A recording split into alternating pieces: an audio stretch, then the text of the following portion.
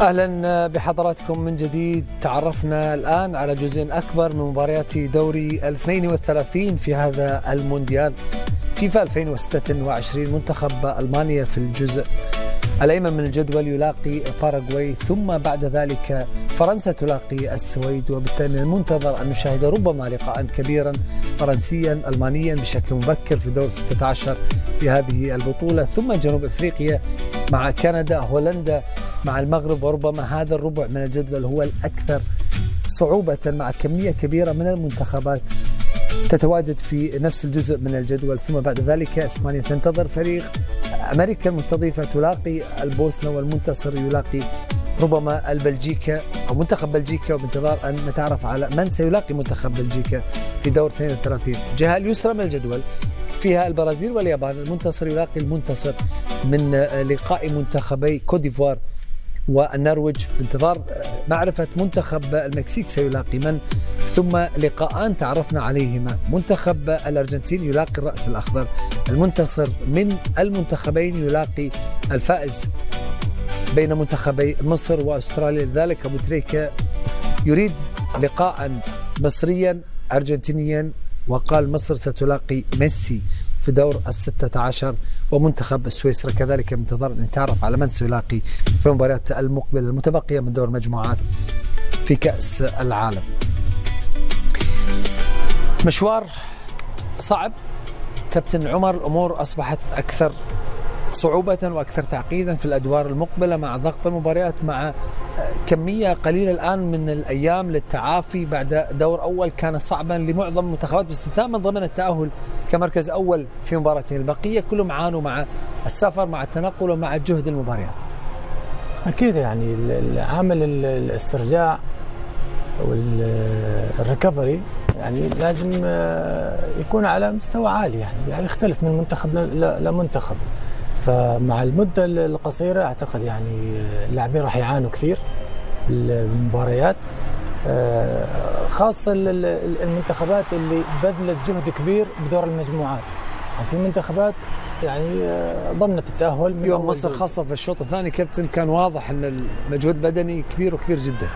بالضبط، وراح يقابل منتخب بدني أكثر يعني اللي هو منتخب استراليا، لكن دور المجموعات كلنا عارفين مختلف عن الادوار الخروج المغلوب، فكل مباراه اتوقع راح تكون مباراه تكتيكيه بحت، تنظيميا من الناحيه الدفاعيه راح تكون كثير المنتخبات مركزه على هذا الشيء، ف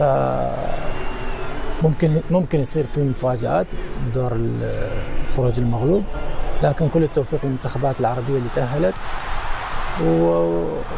كلنا معاهم ان شاء الله بهذه بالدور ال 32.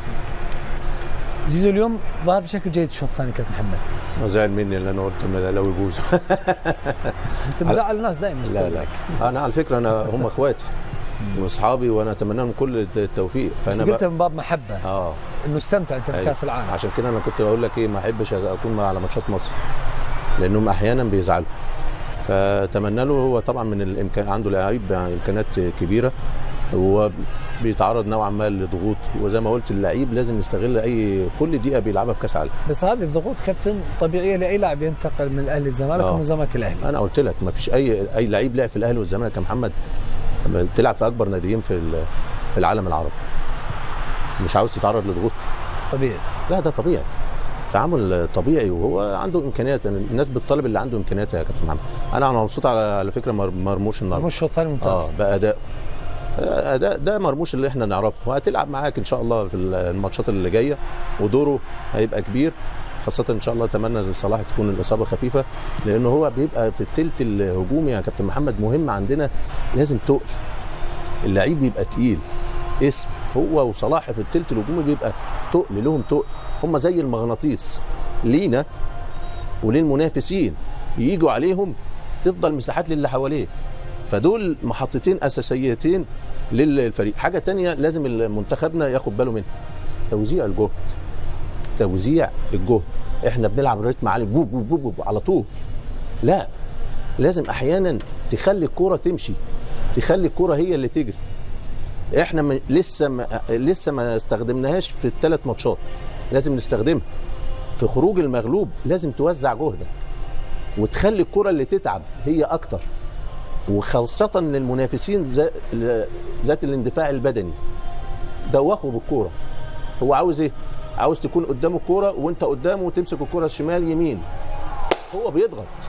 هو بيضغط عليك، فانت تدوخه بايه؟ بالكورة. اول ما تجيلك رحت باصي وتحرك. فالنهارده دي الحاجات اللي لازم نخرج بيها، يعني زي ما قلت لك محمد، دي بروفا الماتش استراليا. دول كرات عرضيه من الشمال واليمين، وهتلاقي اللعيبه اللي موجودين المهاجمين بتمركزهم كويس داخل منطقه الجزاء، فلازم قراراتك السريعه وانت بتدافع داخل منطقه الجزاء، وقراراتك السريعه وانت في نص الملعب في عمليه التمرير، وقراراتك السريعه في منطقه الجزاء في الناحيه الهجوميه، لان هم بيضغطوا كويس. وبعدين مش واحد، ده واحد واثنين وثلاثه. فالاطوال دي مهمه. الكره الثانيه كانت مهمه، البلوكات دي مطلوبه التعامل جيد في الناحيه الدفاعيه. كابتن محمد، انا عندي سؤال لك. انت ذكرت عن مساله توزيع الجهد. هل تعتقد لو كانت نوعيه لاعبي خط الوسط الموجودين في منتخب مصر من نوعيه اللاعبين اللي يحتفظون بالكره بشكل جيد، يعرف متى يذهب الى الامام بسرعه، متى يرجع الكره الى الخلف، متى يهدي الرتم، تمريرات بطيئه، يحافظ على رتم المباراه، انا اعتقد بان نوعيه اللاعبين هي السبب. معاك. احنا نفتقد العشرة الكلاسيكي. العشرة كلاسيكي تاريخ مصر كله من الاجيال القديمه لحد الاجيال الحاليه لازم مبني 10 كلاسيكي. ايام مثل حازم، كابتن الخطيب كان موجود 10 كلاسيكي، حازم 10 كلاسيكي، عبد الله السعيد 10 كلاسيكي. فاهم ان النوعيه ممكن امام عاشور يلعب 10 بس مش كلاسيكي. امام سريع، رتمه واداؤه السرعه، ممكن التمريره البنيه، انما مش حته ناصر ماهر شويه. ناصر في الميزه دي، عنده حته التحكم في رتم المباراه. التحكم في الرتم ده يا كابتن محمد ده احساس لدى العشرة الكلاسيكي. ليه؟ لانه هو بيحس بالرتم، امتى عالي فيقوم يوطيه، امتى واطي يقوم مسرعه. اللعيبه الحاليه في الثلث الهجومي عندنا كلهم صراع في مباشرين، بوم على طول، مساحات. مرموش وصلاح وتريزيجيه وامام عاشور وزيزو وهيثم، كله. فلازم حد لما دول الثلاثه او الاربعه منهم يلعبوا يقوم بالتوازن.